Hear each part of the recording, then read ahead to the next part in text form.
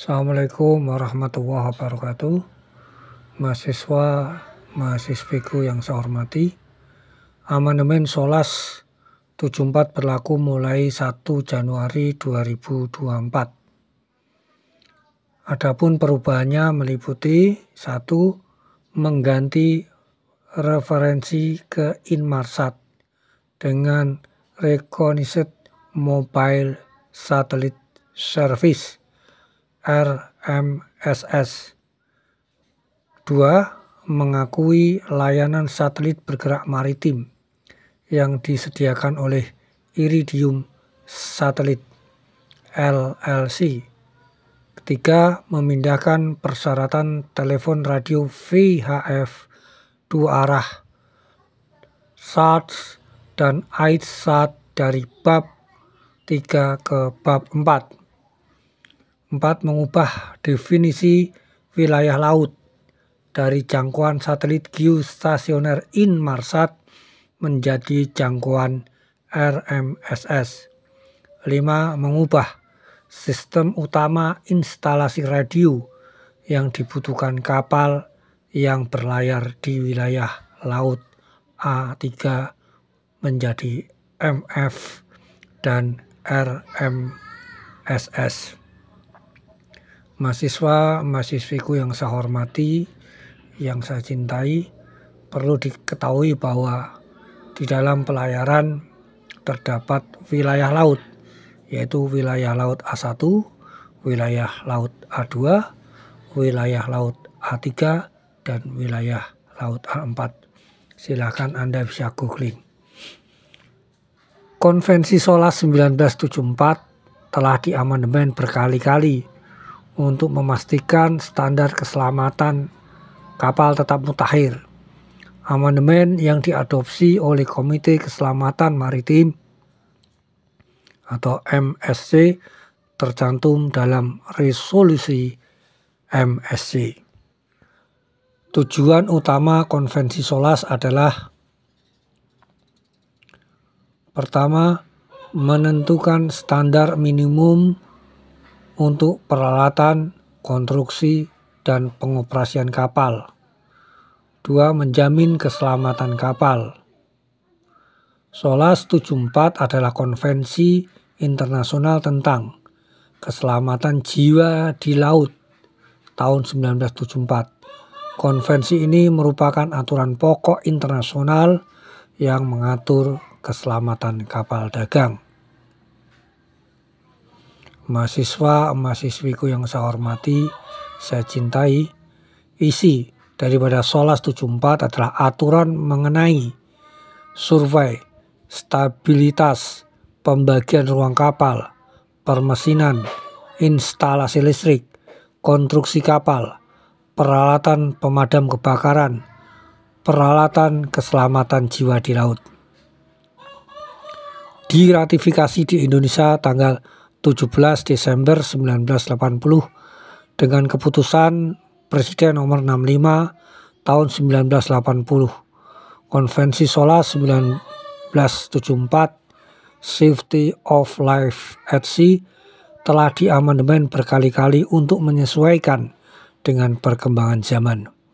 Amandemen ini diadopsi oleh Komite Keselamatan Maritim dan tercantum dalam resolusi MSC. Amandemen Solas 1974 berdampak pada berbagai aspek seperti ketentuan konstruksi, perlengkapan, dan pengoperasian kapal, sertifikat kapal yang harus dimiliki, kewajiban pemerintah untuk memeriksa kapal, dan instrumen hukum nasional seperti undang-undang, peraturan pemerintah, dan peraturan menteri. Solas 1974 merupakan salah satu instrumen internasional yang penting mengatur keselamatan maritim. 2 instrumen internasional penting lain adalah MARPOL dan Konvensi STJW.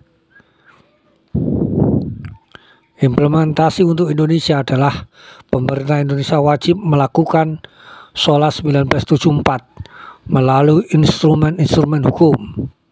SOLAS 1974 telah mengalami banyak perubahan dan mengamandemen sejak diberlakukan tahun 1974.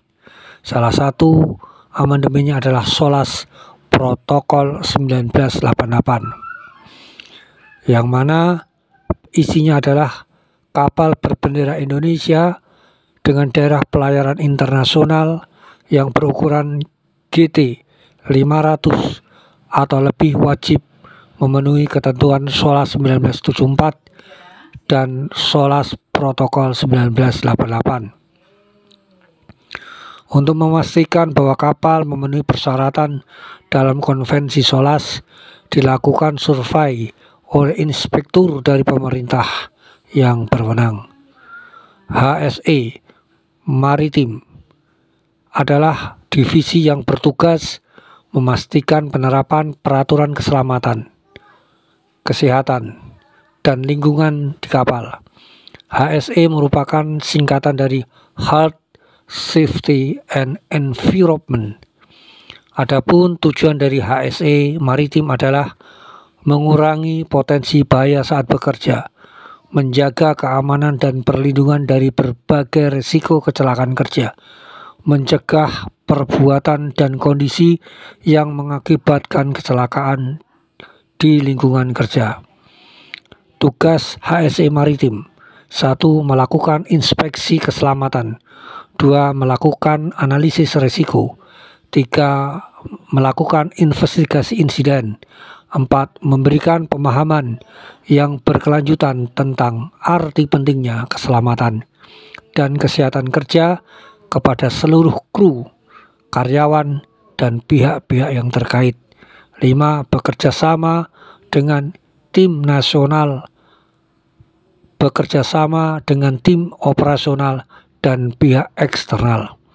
6. Memahami regulasi dan standar keselamatan kerja yang berlaku di sektor maritim seperti ISM Code, MARPOL, dan SOLAS.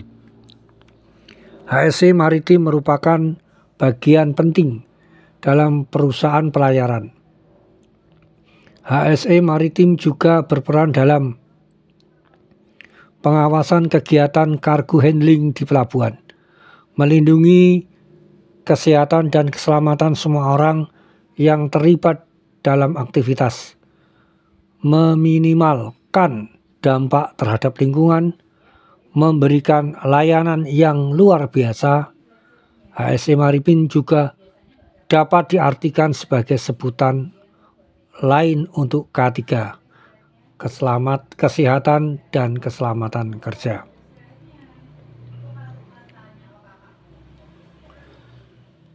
Masuk di ISM Code. ISM Code adalah turunan daripada SOLAS. ISM Code adalah kode manajemen keselamatan internasional, International Safety Management Codes. Sedangkan ISPS Code adalah kode keamanan dan fasilitas pelabuhan internasional atau International Ship and Ports Facility Security Codes. Dua ini, ISM Code dan ISPS, adalah turunan daripada SOLAS. ISM Code bisa kita pahami bahwa ISM Code adalah regulasi internasional untuk keselamatan pelayaran, untuk pencegahan pencemaran lingkungan dan kawasan laut, untuk perlindungan hukum dan penggunaan kapal yang tidak standar kelaikannya untuk berlayar, kebijakan keselamatan dan perlindungan lingkungan maritim.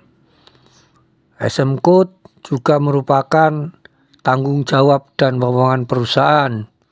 ISM Code di sini merupakan kesiapan terhadap keadaan darurat, laporan-laporan dan analisis mengenai penyimpangan, kecelakaan-kecelakaan, dan kejadian-kejadian yang membahayakan. Mahasiswaku yang saya hormati, ISM Code dan ISPS adalah turunan daripada SOLAS. yang telah kita jelaskan kemarin. Oke, kita bahas kali ini tentang ISPS Code. Kita bahas, saya golongkan menjadi beberapa bab. Yang pertama, pendahuluan. Yang kedua, belajar dari masalah atau pengalaman. Bab ketiga, pengertian istilah-istilah. Bab keempat, tanggung jawab pemerintah. Bab kelima, asesmen pelabuhan yang perlu diamankan. Bab 6, pengetahuan untuk PFSO, SCSO, dan SSO. Bab 7, pengetahuan untuk petugas keamanan di kapal. Bab 8, pengetahuan untuk personil kapal selain petugas keamanan. Bab 9, pelatihan. Bab 10, bahan pertimbangan. Bab 11, kesimpulan dan saran. Mahasiswaku, 1. Pendahuluan. ISPS Code International Ship and Port Facility Security Codes adalah merupakan ketentuan dan prosedur untuk mencegah tindakan terorisme yang mengancam keamanan penumpang, kru, dan kapal. ISPS Codes dibahas sejak November 2001. Kemudian setelah Assembling mengadopsi resolusi A924/22 pada 12 Desember 2002, ISPS Codes diadopsi oleh Contracting Government to the International Convention for the SOLAS 1974. Resolusinya dijadikan amandemen untuk bab 5 dan bab 11 dari SOLAS. Bab 11 yang mana pada dijadikan menjadi bab 11 part 1. Maritime Security dijadikan menjadi bab 11 part 2. Jika pada tanggal 1 Januari 2004 dianggap telah diterima, maka ISPS Code akan menjadi mandatori, yang mana harus diimplementasikan mulai 1 Juli 2004. Tujuan daripada ISPS Codes adalah membangun kerangka kerja internasional yang melibatkan kerjasama antar negara, badan-badan pemerintah, administrasi, serta industri perkapalan dan pelabuhan dalam mendeteksi, menilai ancaman keamanan, dan melakukan tindakan pencegahan insiden keamanan kapal dan pelabuhan yang dipakai untuk berdagang internasional. Bab 2 mengenai belajar dari pengalaman dan masalah. Telah terjadi teror dan terorisme. Kemudian belajar dari pengalaman USA, Strong Rights and Smart, tentang aksi teror, tentang 12 Desember 2002, kemudian tentang SOLAS 74 Amandemen 11 Part 1 berisi tentang Identification Number dan Continuous Spionage Records. Amandemen 11 Part 2 berisi ISPS Code. IPS Code dirancang kompatibel dengan STCW Codes, ISM Codes, dan Harmonized System of Survey and Certification. Bab 3, pengertian dan istilah. Di dalam ISM Codes banyak istilah-istilah di dalamnya. Di sini kita akan terangkan seperlunya. Yang pertama tentang Ship Security Plan, artinya bagan yang dikembangkan untuk menjamin terlaksananya tindakan pencegahan di kapal yang dirancang untuk melindungi orang, muatan, unit transportasi barang, perlengkapan kapal, atau kapal dari risiko insiden keamanan. Pengertian kedua adalah jenis security incident, mencakup semua kemungkinan ancaman. A.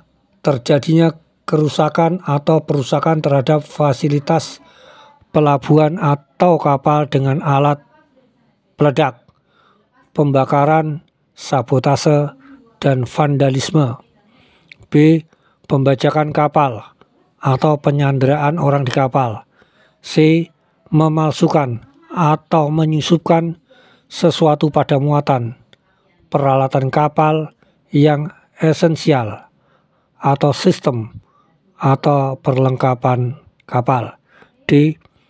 Akses atau pemakaian sesuatu tanpa izin, termasuk adanya penumpang gelap. E. Penyelundupan senjata atau peralatan, termasuk senjata pemusnah massal. F.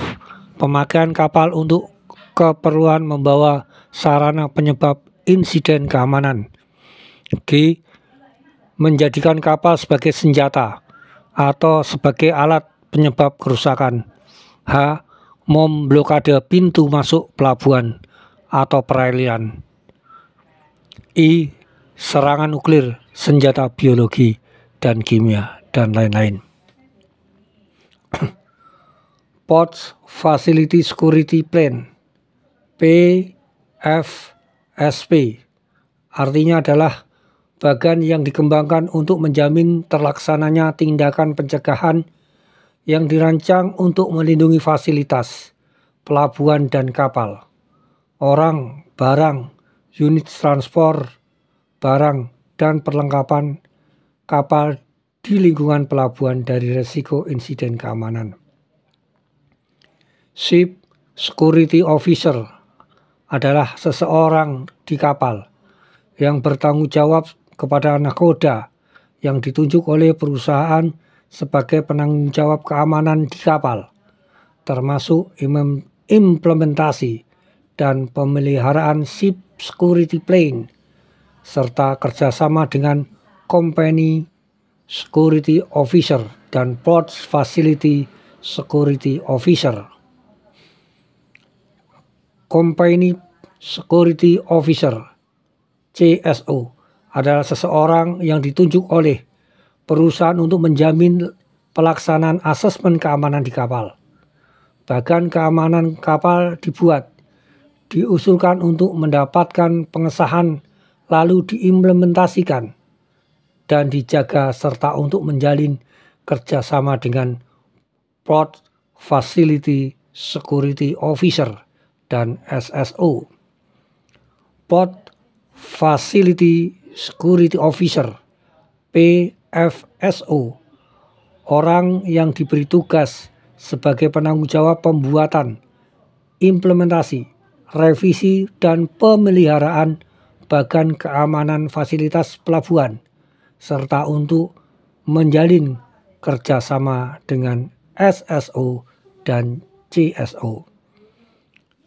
Ada istilah security level 1. Security level 1 adalah tindakan perlindungan keamanan yang sesuai harus dilaksanakan setiap pada saat tingkat minimal. Security level 2 adalah tindakan seperti pada level 1 namun disertai tambahan tindakan perlindungan keamanan yang harus dilaksanakan untuk periode tertentu sebagai akibat dari adanya resiko insiden keamanan yang cukup tinggi. Security level 3, tindakan seperti pada level 2 disertai tindakan perlindungan keamanan lanjutan yang spesifik yang harus dilaksanakan dalam periode terbatas ketika insiden keamanan mungkin terjadi atau ketika ada bahaya yang mengancam, walaupun tak mungkin untuk mengidentifikasi sasaran secara spesifik. Declaration of Security artinya adalah pemerintah, contracting governments, harus menetapkan apakah deklarasi atau jaminan atau pernyataan keamanan diperlukan atau tidak diperlukan berdasarkan asesmen risiko dari aktivitas kapal atau ports interface atau ship to ship yang berhubungan dengan manusia, properti, dan lingkungan. Deklarasi dibuat oleh nakoda atau SSO atau nama kapal. Jika dianggap perlu maka dibuat oleh PFSO atau suatu lembaga atas nama pelabuhan yang ditunjuk oleh pemerintah. Mahasiswaku, kata security tidak melulu identikal dengan anti terorisme, namun juga bermakna lebih dari itu.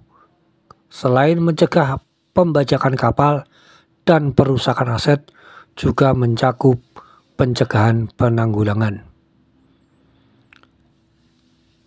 Penanggulangan pencurian barang muatan kapal dan perampokan bersenjata yang lebih berlatar belakang ekonomi daripada kepentingan ideologi atau politik.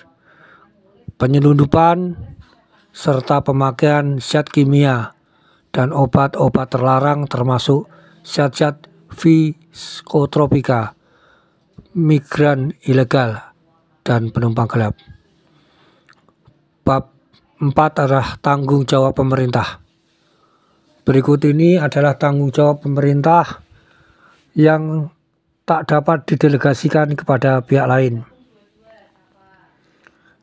Pertama, penetapan security level 1 and 2 and 3 untuk setiap fasilitas pelabuhan di setiap pelabuhan Indonesia yang terbuka untuk perdagangan internasional. Mengesahkan PFSA, Ports Facility Security Assessment, dan amandemen yang terkait dengan asesmen yang disahkan. Menentukan fasilitas pelabuhan yang perlu. Mengesahkan PFSP dan amandemen yang terkait dengan bagan yang telah disahkan. Melaksanakan pengendalian dan tindakan-tindakan dalam rangka memenuhi SOLAS regulasi 4.11.2/9, menerbitkan ketentuan-ketentuan untuk deklarasi keamanan. Bab 5, akses pelabuhan yang perlu diamankan. Aset pelabuhan yang perlu diamankan. Berikut ini aset yang penting untuk dilindungi. 1. Akses pintu masuk ke pelabuhan, alur pelayaran, area labuh jangkar, area maneuvering, dan tempat tambat. Kemudian 2. Fasilitas muatan kapal, terminal, lapangan penumpukan, peralatan bongkar muat. 3. Sistem distribusi listrik, radio, telekomunikasi, serta sistem jaringan kerja komputer. 4. Sistem manajemen lalu lintas, pelabuhan, dan sarana bantu navigasi. 5. Pembangkit tenaga listrik, pipa transfer muatan, dan suplai air bersih. 6. Jembatan, rel kereta api dan jalan. 7. Kapal pandu, kapal tunda, tongkang, dan lain-lain. 8. Peralatan dan sistem keamanan serta sistem penginderaan jarak jauh. 9. Perairan yang berhubungan langsung dengan fasilitas pelabuhan. Bab 6. Pengetahuan untuk PFSO, CSO, dan SSO. Petugas atau perwira keamanan, baik untuk fasilitas pelabuhan, perusahaan pelayaran maupun di kapal, harus memiliki pengetahuan dan mengikuti pelatihan yang meliputi sebagian atau seluruh topik sebagai berikut. 1. Administrasi keamanan. 2. Konvensi internasional. 3. Peraturan perundang-undangan pemerintah RI yang relevan. 4. Tanggung jawab dan fungsi organisasi-organisasi keamanan lainnya. 5. Metodologi asesmen keamanan kapal. 6. Metode survei dan inspeksi keamanan kapal. 7. Pengoperasian kapal dan pelabuhan serta kondisi. 8. Tindakan-tindakan pengamanan kapal dan fasilitas pelabuhan. 9. Kesiapan dan respon menghadapi keadaan darurat serta emergency plan. 10. Instruksi teknik pelaksanaan diklat keamanan termasuk tindakan pengamanan dan prosedur kerjanya. 11. Memperlakukan informasi keamanan yang sensitif dan komunikasi yang berhubungan dengan keamanan. 12. Pengetahuan tentang ancaman-ancaman keamanan saat ini dan polanya. 13. Deteksi dan penemuan senjata, peralatan dan zat-zat yang berbahaya. 14. Menemukan tanpa pilih kasih karakteristik dan pola perilaku orang-orang yang mungkin menjadi ancaman bagi keamanan. 15. Teknik yang dipakai untuk menyesuaikan tindakan-tindakan pengamanan. 16. Peralatan dan sistem keamanan serta keterbatasannya. 17. Metode pelaksanaan audit, inspeksi, pengendalian dan pemantauan. 18. Metode pencarian serta fisik dan inspeksi non-instruktif. 19. Asah keterampilan dan pemahaman pelaksanaan prosedur keamanan di lapangan termasuk untuk fasilitas pelabuhan.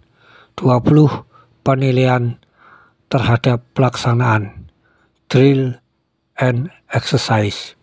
Mahasiswa-mahasiswiku yang saya hormati dan saya cintai, itulah adalah topik atau bahan makalah di dalam mempelajari tentang pelatihan untuk petugas atau perwira keamanan kapal. Mahasiswa-mahasiswiku, taruna dan taruniku, dari penjelasan di atas sebagai exercise, tolong dibuatkan rangkuman, dibuatkan sebuah kesimpulan tentang hal tersebut.